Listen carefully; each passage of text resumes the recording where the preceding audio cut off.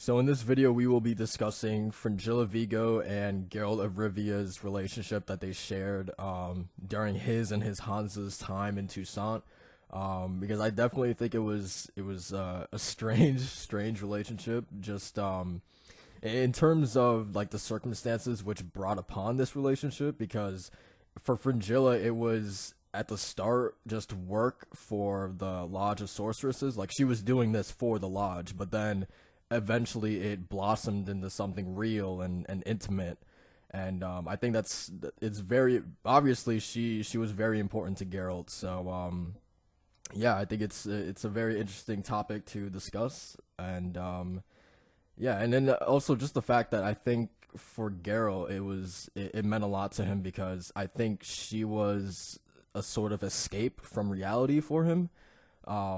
And by that I mean he felt like free, like he didn't have the worries of destiny and Vilgefortz and Ciri and Yennefer. Like with her, he just felt like he can escape from all that stuff for a little bit. And I think for him that was definitely something refreshing and something he hadn't really had before. So yeah, in terms of all that, I think she is definitely someone very important to him, and they definitely shared a very interesting relationship. The Lady of the Lake begins with Geralt and his team reaching Toussaint and getting escorted to Beauclair Palace by knights errants, where they get introduced to the Duchess, Lady Anna Henrietta, who you might actually remember is from the Blood and Wine DLC, but this is the first time that we get to meet her in the books. So basically, Dandelion, aka Viscount Julian, who we finally get to know what his real name is, he basically tells the Duchess beforehand the reason for their journey, why they've come to Toussaint, what they're looking for exactly, and she says that the tale really touched her heart, that she sympathizes with them because it's a very noble mission. It's noble and just to rescue Ciri. And because of that, she's willing to help them in whatever way she can, be it lodging, money, food, whatever it is they need, she is willing to help. This is also the first time that Geralt himself meets Fringilla as she is standing right by the Duchess's side during this audience. It's also important to note that Fringilla is a second cousin to Lady Anna Henrietta. So Geralt and the Duchess will have a private audience later on where they can hopefully talk in full. But right now that has to be postponed as the Festival of the Vat is taking priority right now. And keep in mind that the Duchy of Toussaint is a very tradition heavy place. Like they are very prideful and proud of their history and just like the people that have come before them, right? They are very like heavy on tradition, and tradition demands right now that the Duchess must participate in this festival, but not before we have Fringilla Vigo, who remember is standing by the Duchess's side during this entire conversation. She kind of whispers into Anna Henrietta's ear, and yeah, she's whispering, and you have the Duchess kind of smiling at Geralt, so you know it obviously has something to do with Geralt. And a moment later, the Duchess kind of announces to the whole court that Geralt of Rivia will serve her during the festival.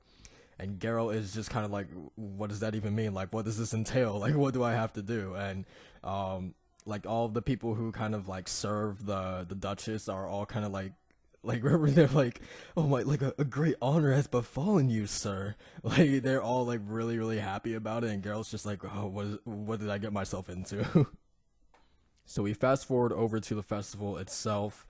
There's a large group of people dancing, having a great time, enjoying themselves. You have both Fringilla and Anna Henrietta being carried into the vats by Geralt and Dandelion. And this is kind of where the flirting starts between Fringilla and Geralt, as Fringilla immediately takes advantage, and as she's being carried in Geralt's arms, she just like throws her arms over Geralt's neck. So yeah, she definitely takes advantage of that, and it was described that like her scent, which was ambergris and roses, just like immediately penetrated him. Like he obviously was like that, her smell definitely struck him. So yeah, the two girls get put into the vat, they start squishing the grapes, they're like holding on to each other's shoulders to kind of keep balance. They're laughing, they're having fun, everyone's cheering. Because obviously they want those grapes squished. Yeah, they're just like laughing like schoolgirls. Fringilla very slyly winking at Geralt while this is happening. Geralt takes her out of the vat, wrapping her in this like red cape, and some more flirting ensues.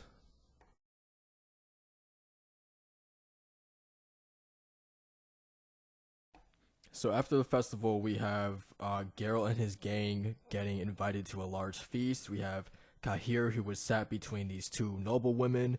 Regis was sat between two matrons. We have Angoulême between these young knight errants. And she, let me tell you, Angoulême during this entire feast was killing me. Like, just between the not being able to use, I think, forks to clean her teeth, her telling jokes to these young knight errant boys, and Geralt just like shooting her these like dagger menacing looks at her. Like, it was so, like, she was great in this entire feast.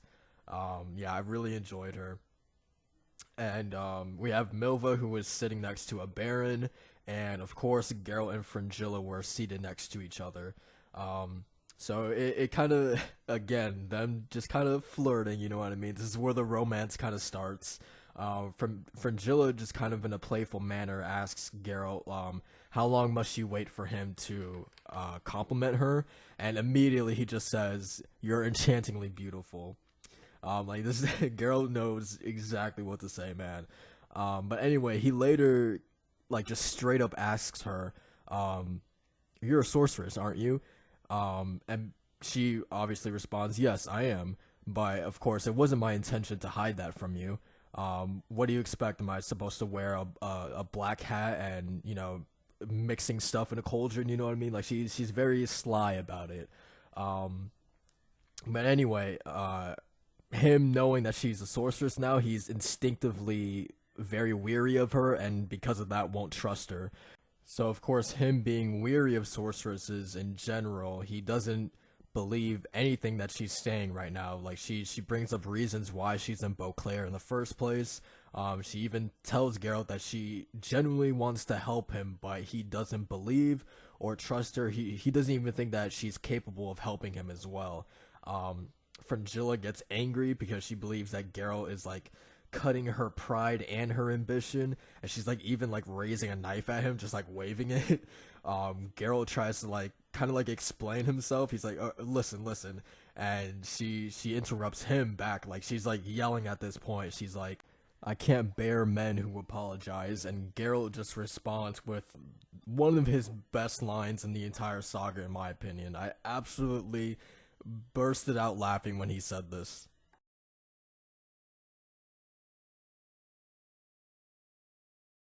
So the men that she can bear are the ones who are willing to go to the ends of the world for their beloved ones, the ones who are reckless and don't care about danger, the ones who go after their beloved ones even if there is zero to no chance of success. Geralt thinks that those people are mad, but funny enough, like, Geralt is literally like the exact person that she's describing right now, because he is literally going to the ends of the world for Ciri and Yennefer. Um, so yeah, he literally fits her criteria to the letter.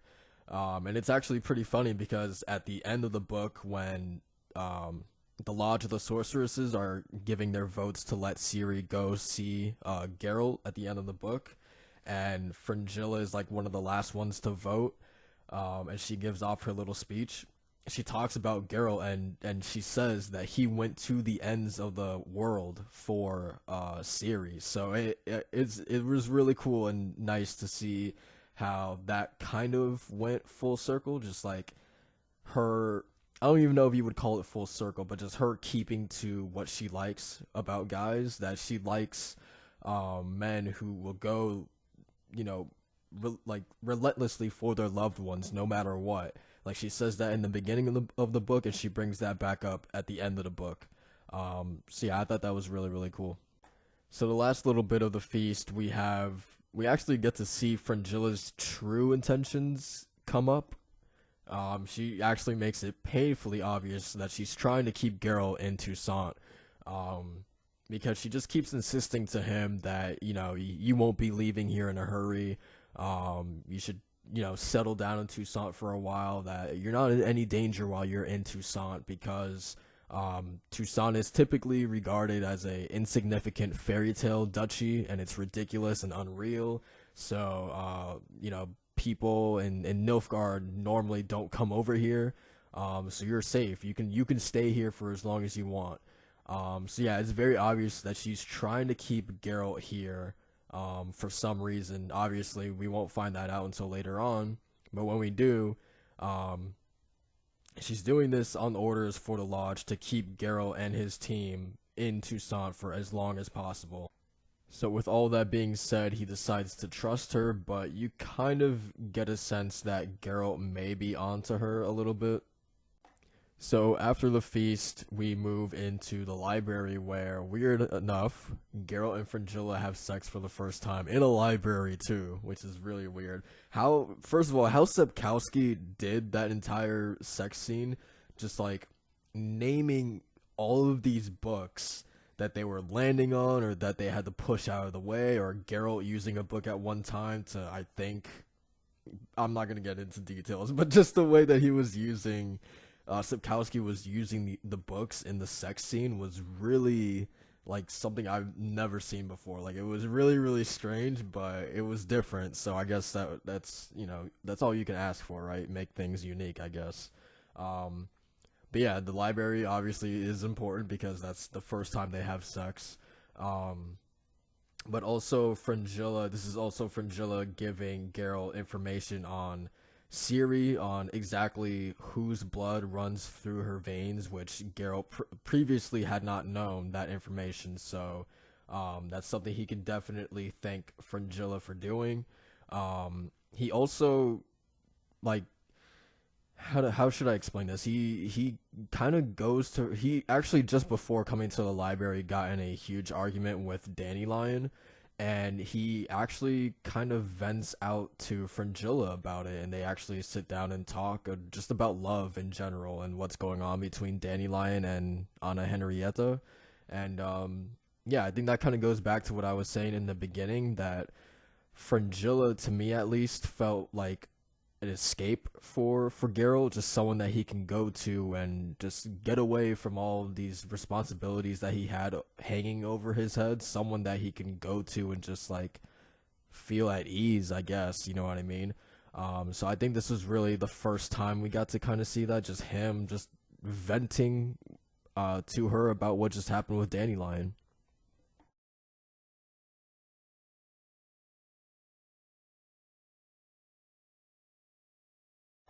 So after Geralt and Fringilla's sex scene in the library, we kind of follow Fringilla as she sneaks out into this underground passage beneath the Beauclair Palace, where she makes contact with the Lodge of Sorceresses. They basically ask her if there have been any signs of scanning since she's been in Toussaint, and she replies with no, there hasn't been any attempts since she's been here. Also, we find out that her mission given by the Lodge basically entails that she tries to keep Geralt in Toussaint until at least May, if possible, and she replies that she doesn't think she'll be able to do it, but she'll try to hold him as long as she possibly can. So yeah, we kind of get the information of what exactly she's doing in Toussaint, her mission and all that kind of stuff. And then also something that is very, very important that also happens in these couple pages. She doesn't tell the Lodge this, but she kind of has this inner monologue to herself where she says she absolutely has no intentions mentioning to the Lodge that Geralt called her Yennefer twice when they were in bed. I'm gonna say that again. Geralt called Fringilla Yennefer twice when they were in bed having sex. Alright, so how shitty must that be, honestly, to have, like, you're making love to this guy or girl and they call you by just not your name. Like, how shitty must that be? That must really, really fucking suck. And I'm this was I mean, you would have to assume this was pretty deep into like their relationship at this point. So like for him to just be doing that has to just be a gut punch for her, right? Um, and for Geralt, I mean, this just proves that obviously he still has feelings for Yennefer, obviously, um, and that even when he's with other women, he's still thinking about Yennefer. And even this is also, keep in mind, the point where Geralt um really doesn't like is not supposed to like Yennefer because he believes that Yennefer betrayed him by joining Vilgefortz when she obviously didn't. But that's his mindset right now. Like he thinks that Yennefer betrayed him. So he's like super angry. Like he hates her guts right now, right? But the fact that he is still like yelling or saying her name in sex with another woman is like deep down inside, man, this guy still cares about this girl no matter what. So Fringilla, as she's talking with the Lodge of Sorceresses, recalls this time where Geralt just acts completely dismissive towards her. You have Fringilla basically like in bed begging Geralt to make love to her, but Geralt tells her that he's made this promise to meet with this guy, and he needs to keep his word. He needs to go meet with this guy right now, and yeah, he just basically chooses work over Fringilla. And I think she recalled this specific moment because I guess it was the cracks of their relationship started to form, of this like 2 month relationship.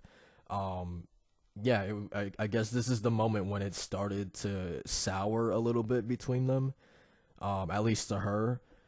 And I think why she recalled that particular moment is because I think this was maybe the first real moment where she realized, okay, maybe I don't have as much control over Geralt as I think I do.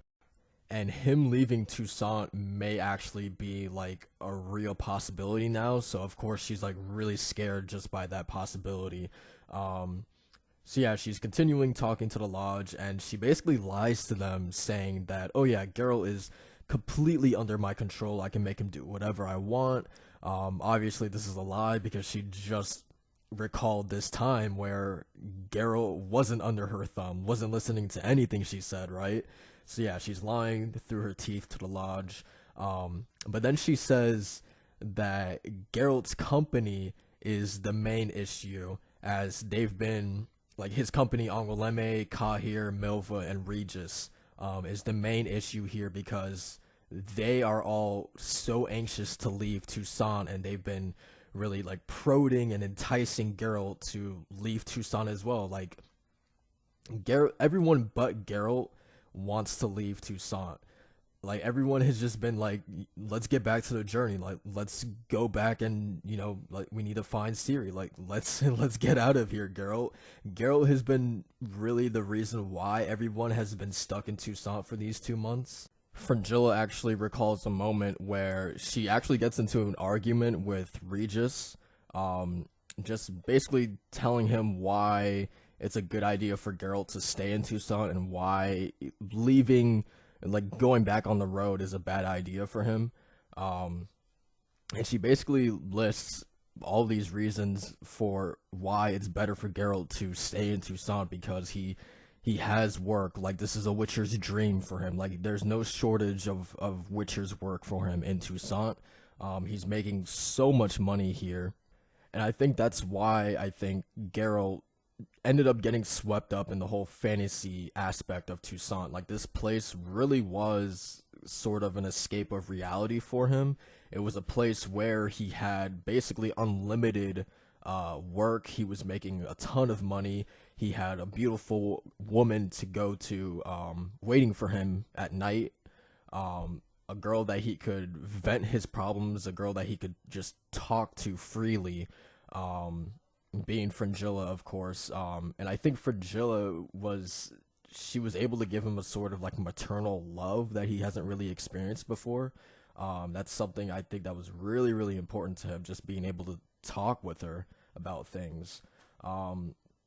So yeah, I definitely think that's the main reason why Geralt didn't want to leave Toussaint, because it was just a place where he was escaping from reality for a short period of time, where he didn't have to worry about all the bigger things hanging over his head, and he had everything he needed in Toussaint, and that's why he didn't want to leave. I think it was really everything he could have asked for until on a job he overhears a conversation that Vilgefortz is hiding in Stiga Castle right now, and that basically snaps Geralt out of it. Like it puts him back in the mindset of, oh crap, like Ciri, like we need to rescue Ciri. So that basically snaps him out of it. He basically barges into where his company is eating breakfast at the moment, and he just tells all of them, pack up and get your stuff ready. Be ready at the hillock in an hour. We are getting out of here. We are going back on the road. And everyone is so excited. Like Melva, she just jumps out of her seat and she's like, "In a flash, girl. I'll be ready in half an hour." Ka here's like, "I'll be ready as well." Angoulême, quote unquote, she's like, "At fucking last, girl." Like you could tell that this is what everyone has been waiting for. Like they've been waiting for Geralt to just say the word. They've been tired of just being in Toussaint, being idle, twiddling their thumbs. Like they've just been wanting to get on the road so bad, but Geralt has really been the one that's been like holding them back. But I mean, also Fringilla is a pretty big reason why Geralt didn't want to leave Toussaint in the first place. So yeah, going back to Fringilla, the funny thing is that Geralt actually tries to leave Toussaint without telling Fringilla, because he says that he doesn't want her to come after him, but she actually does catch him in the act before he leaves. Like she's like waiting for him in the horse stables, and you could immediately tell just how pissed she is because she knows that Geralt is leaving. So a pretty big argument starts between the two of them, and I mean, I guess I should say it's one-sided because Geralt actually stays calm throughout the whole thing. It's Fringilla, she's the one that's like screaming at him during the whole conversation. Rightfully so, I guess, because like, I mean, Geralt did try to leave without saying goodbye to her, so she's within her rights for sure.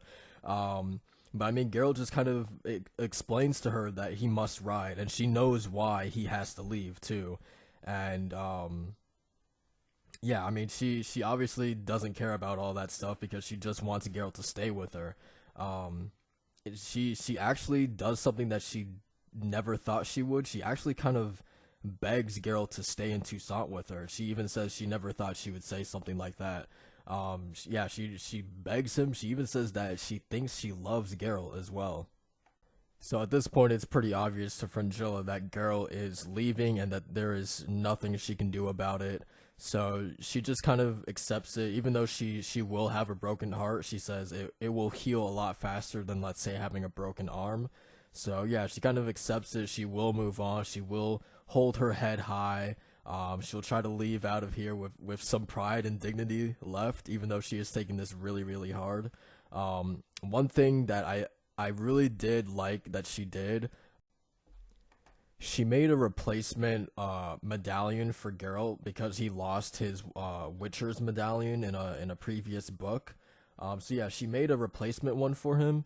Obviously it's not as good as a Witcher's one, but it still kind of gets the job done. Basically think of it as a bootleg version of it. So yeah, it's not as good, but it's definitely like the thought that counts. And during this at the end of their kind of argument, she asks him like, "How was the medallion? Like, did it work? Like, did it help you at all?" And Geralt replies like, "Yes, it was wonderful, thank you." Like, it actually really did help him in the job before he came to talk to Fringilla. So I really like that scene, just her simply asking him like, "Did it help you?" I really enjoyed it because like it showed that her care and her concern for Geralt was actually genuine. Like she actually did care for Geralt.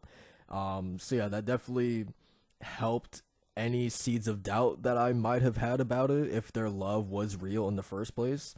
Because this actually showed like, you know what, she actually did care for his well-being. Fringilla follows this up with doing something that I totally did not expect her to do. It was like completely shocking to me, in my opinion. If you remember earlier, I said that Geralt doesn't really have the best opinion of Yennefer at this time because he thinks that Yennefer is an ally of Vilgefortz, that she helped Vilgefortz on Thanad Island. So yeah, he doesn't really have the best opinion of Yennefer at this time. But Fringilla kind of like squashes that. She tells Geralt in this kind of exchange of information, that no, you're wrong about Yennefer. She didn't betray you, and she's not an ally of Vilgefortz. That really shocked me because, I mean, if you just think about it, like Yennefer and Fringilla are essentially like rivals now, like both vying for Geralt's love and attention. Obviously, Yennefer will always have the upper hand, but it was surprising to me because Fringilla is essentially helping out the woman that Geralt is thinking of while you two are having sex. You know what I mean? So like, if anything, you should be like feeling the flames of those rumors of Vilgefortz helping of Yennefer helping Vilgefortz. You know what I mean? Not like helping clear her name. So the fact that she actually helped Yennefer was like, I don't know. I just really like that, and it just shows again Fringilla actually caring about Geralt. You know what I mean? Like, I don't know, dude. Just not being selfish. Like actually like basically setting up Yennefer and Geralt, patching them up. You know what I mean? Like I really respected and admired that about her because again, it really showed that she actually did love Geralt. So they have sex one more time for the last time, basically goodbye sex in the stables. But yeah, after Fringilla tells Geralt about Yennefer, kind of clears her name, Geralt then tells Fringilla where Vilgefortz is hiding. This is basically Fringilla's mission, right? To get the information of where Vilgefortz's location is exactly. He tells her, she goes to report this to the lodge. The lodge sends two sorcerers to that location to basically blow the place down to smithereens. They find nothing there. Absolutely nothing is in this location that Geralt told Fringilla. So Fringilla is basically stunned right now. Like she doesn't know what is going on. She's embarrassed. She was sure that this was the place that Vilgefortz was hiding. This is the place that Geralt told her Vilgefortz was in, and he's not there. He's nowhere to be found. So she's embarrassed. She's stunned. She doesn't know what the hell is going on. And I'll let Sheila de Tancarville explain what happened.